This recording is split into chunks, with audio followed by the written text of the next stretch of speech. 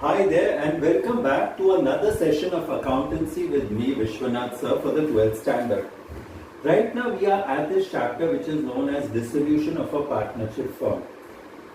We had discussed one sum last time where we discussed the various steps of doing the sums where it was very vital for us to open the relevant accounts like your realization account, cash bank account, partner's capital account, and if a partner has given a loan to the firm or taken a loan from the firm, that also is applicable here.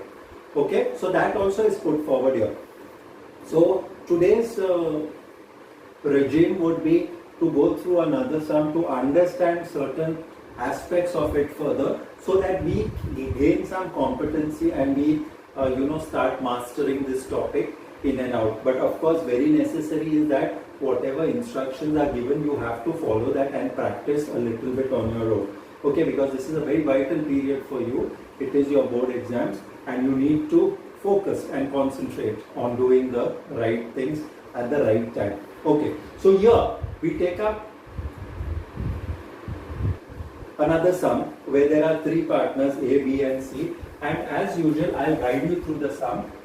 Okay, you open the realization account. Okay, you open the partner's capital account. You open the cash bank account. Okay, so these are the necessary accounts. Now in this sum we see that there is no loan which is given by the partner or taken by a partner. So we don't have to do the additional work. Okay, so this is your realization account, this is your partner's capital account where we see there are three partners. The names of the three partners are A, B and C. A, B and C.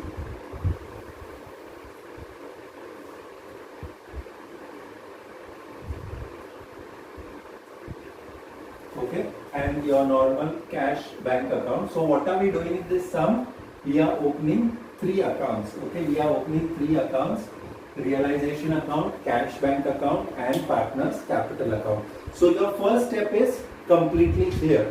Now your second step, enter the balances of cash bank. Okay, enter the balances here as 2 and enter the balance of partner's capital as buy. Okay, this is already given in the sum, so it is sort of cut and paste. Remember, the assets come here as a debit balance and the liabilities have a credit balance. So whatever is in the liabilities is buy balance brought down. So what are we doing? We are transferring the partner's capital account of A, B and C 40,000, 40,000 and 30,000.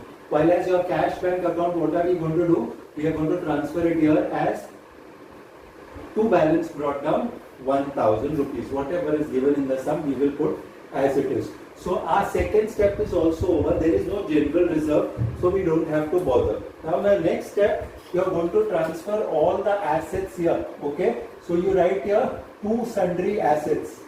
Okay, two sundry assets and transfer all the assets on the debit side and all the liabilities on the credit side. In this case, there is only one liability, so you can put it in the outer column directly. Okay, fine. So sundry assets you put goodwill, land and building, plant and machinery, motor cars and debtors. Except for cash, you are going to put everything here. Okay, then total it up and put it in the outer column. Okay, so we have transferred the sundry assets and the sundry liabilities. So far what have we done? We have just done cut and paste. We have not exercised any adjustment. Let's go to the adjustment. It's written that assets realized as follows: goodwill realized 10,000 rupees, land and building realized 50,000 rupees, plant and machinery 25,000 rupees, motor car 14,000 rupees, your debtors 50% of the book value, so your debtors amount is 24,000. Out of that 12,000 you will get. So all those you will go cross and you will write here buy cash. Okay, buy cash. Then immediately go to cash and write it in the reverse to realization. Okay, the total of all these things. So what have we done so far? We have transferred all the assets which are realized on by cash, and in the cash account we've written to realization. Okay. Also they have given us the realization expenses was 1000 rupees. So you're going to pay to cash. Okay. To cash 1000 rupees. Go to cash account and write down by on the opposite side. Write down by realization 1000. Okay. Fine. So what is remaining now is pay off your creditors. Okay. Always the liabilities, whichever is remaining has to be paid. So you write in the cross to cash account. Okay, you write down the value of the sundry creditors. Immediately go on the other side and write down by realization. Okay, this is your creditors amount which you are going to put in the outer column. Okay, now a simple sum and a straightforward sum. You have to balance your realization account first. So realization account will balance, and if your debit side is more than the credit side, it is a loss. Okay, and the reverse scenario, if your credit side is more than the debit side, it is a profit. And both these, whether it is a profit or loss, it will get transferred to the partner's capital. If it's a loss, it will come to realization. If it is a profit, it will come by realization.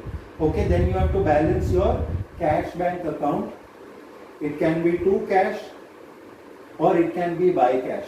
Okay, can be. So if you get both to cash, it's also fine. If it's to cash, you go and write by partner's capital account, whoever is the name. If it is by cash, you write to partner's capital, whosever name it is. Okay, and of course in the end your cash and bank balance has to tally. Okay, if it tallies, your sum is right. So remember that at any stage you have to give two effects for the adjustments. I repeat this whole thing quickly in a matter of few minutes. Now what have we done in this entire sum?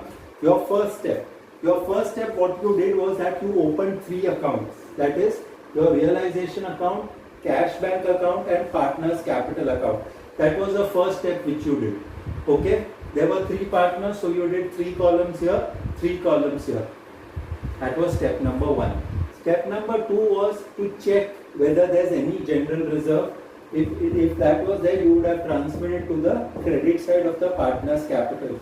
Or if there's any P&L in the assets, or if there's any advertisement suspense, that you will transfer to the debit side. Remember, whatever from assets have to be transferred, assets have a debit balance, you transfer it on the debit side.